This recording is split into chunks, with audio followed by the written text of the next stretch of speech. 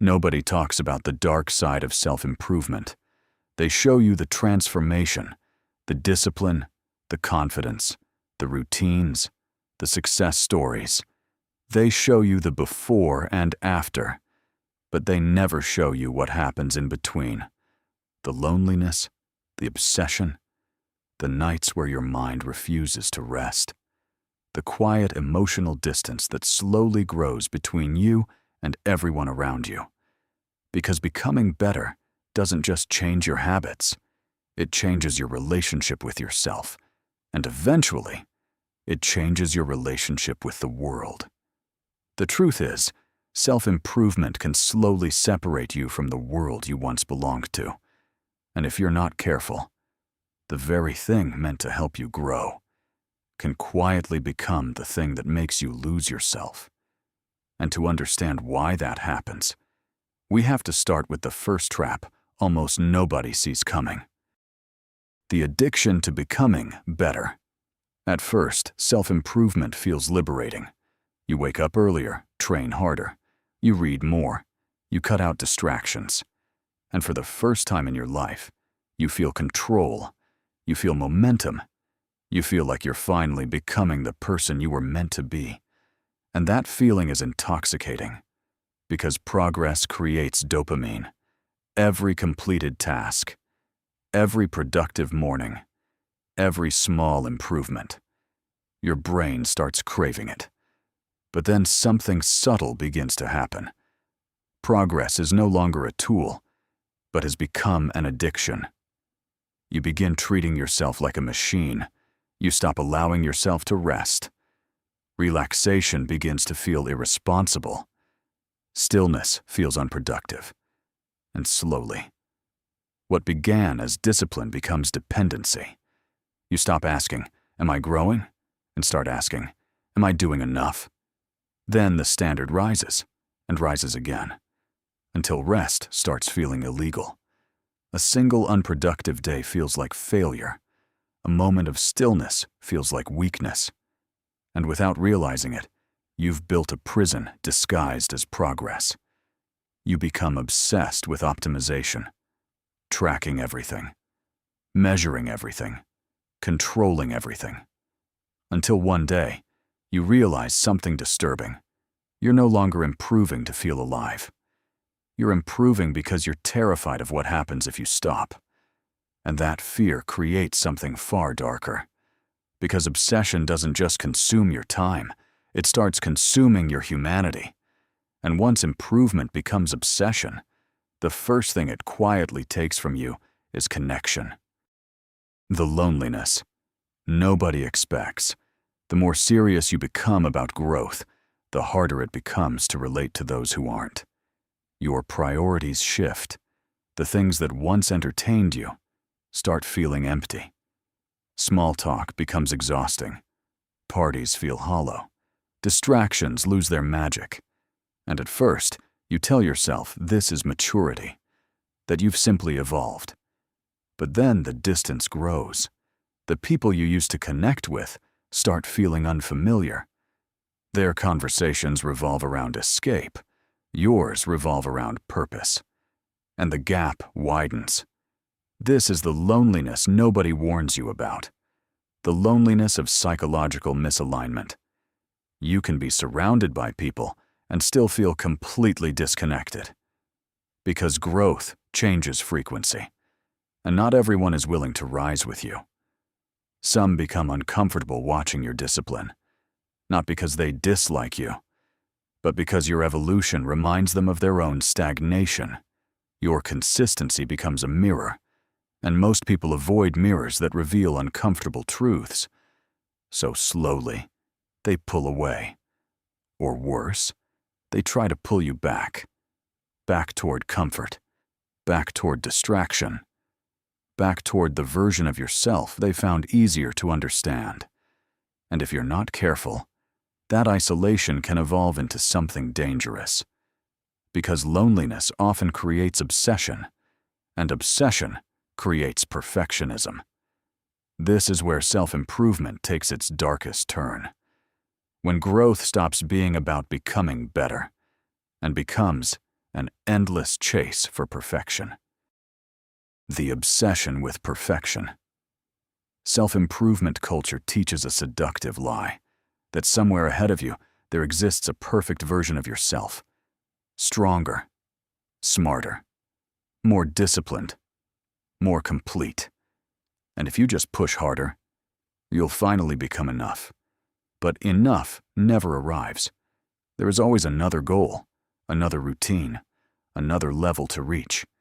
And so you keep running, believing fulfillment is just one achievement away.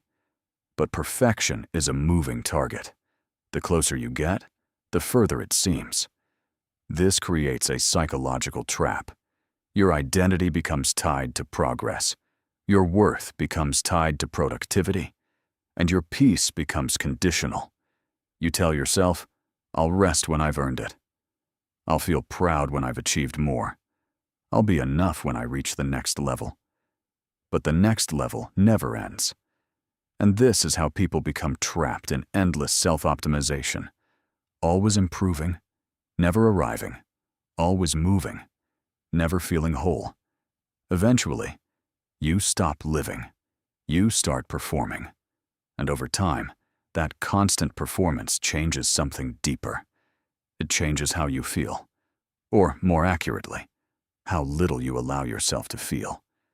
Because when perfection becomes survival, emotion starts feeling like interference. And that's when emotional detachment begins. Emotional detachment. One of the strangest side effects of extreme self-improvement is emotional numbness.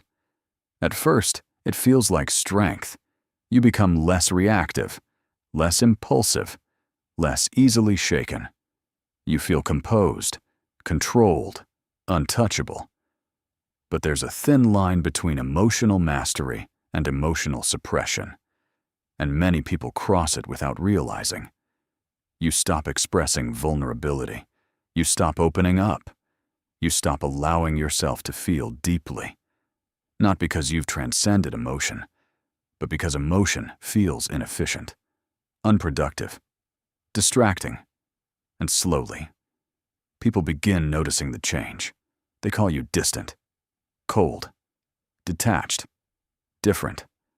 What they don't understand is that somewhere along the way, you started protecting your energy so aggressively that you also blocked out connection. This is the paradox. The same walls that protect your focus can also imprison your humanity. And if those walls grow too high, they become dangerous. Because self-improvement without emotional awareness doesn't create strength. It creates disconnection. And disconnection often feeds the most dangerous trap of all. Ego. Because when discipline loses humility, it stops building character and starts building superiority.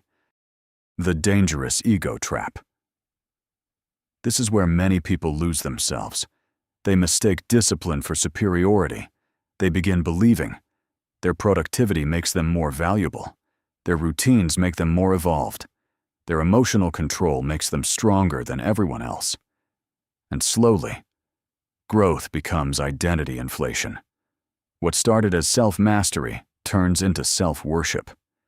This is the dark psychology of achievement.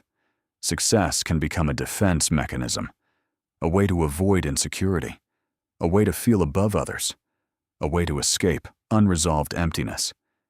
But ego-driven growth is fragile because it depends on comparison, and comparison is endless. Real strength doesn't need witnesses. It doesn't need validation. It doesn't need to prove itself. True discipline is quiet, grounded, humble. It doesn't disconnect you from humanity. It deepens your understanding of it. And eventually, every truly disciplined person reaches the same realization. The goal was never perfection. It was awareness. And this is the lesson most people only learn after years of chasing.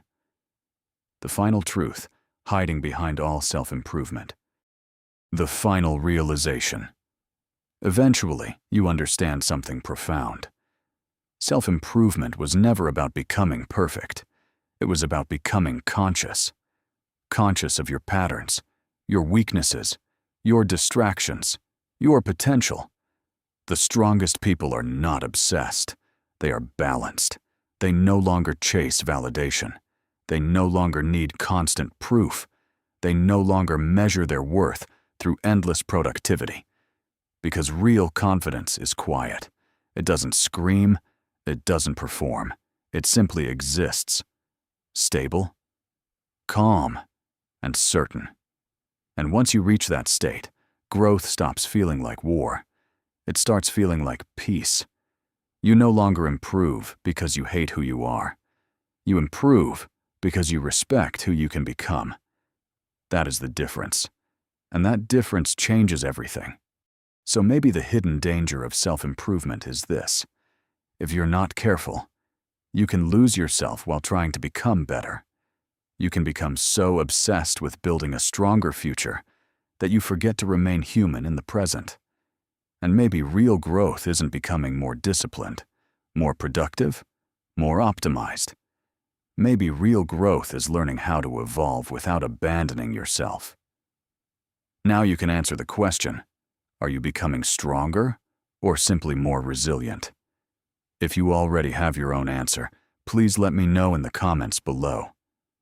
And finally, I want to say, I wish you success on your journey of self-improvement. If this video was helpful, please like, share, and subscribe to the channel. Thank you very much.